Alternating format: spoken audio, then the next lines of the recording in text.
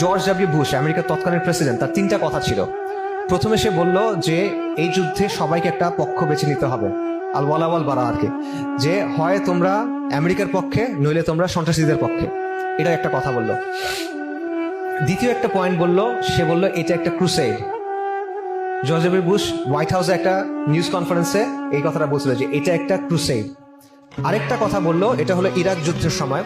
তখন সে বলল যে ইসলামী সন্ত্রাসীরা কি চায়, জর্জ বুশের কথা এটা, সন্ত্রাসীরা কি চায়, তারা শরিয়া চায়। সন্ত্রাসীরা কি চায়, তারা একটা ইসলামিক সাম্রাজ্য তৈরি করতে চায়। সন্ত্রাসীরা কি চায়, তারা স্পেন থেকে মরক্কো পর্যন্ত একটা বিশাল অংশে ইসলামী শরীয়ত কায়েম করতে চায়। সন্ত্রাসীরা কি চায়, তারা খিলাফত চায়। এখন এই যে খিলাফত চাওয়া বা ইসলামী শাসন চাওয়া, এটা ইসলামের একটা মৌলিক অবস্থা। আপনারা এখানে সবাই জানার কথা, না জানলে ওলামার কাছে গিয়ে জিজ্ঞেস করে জানবেন। এটা ইসলামের মৌলিক অবস্থান।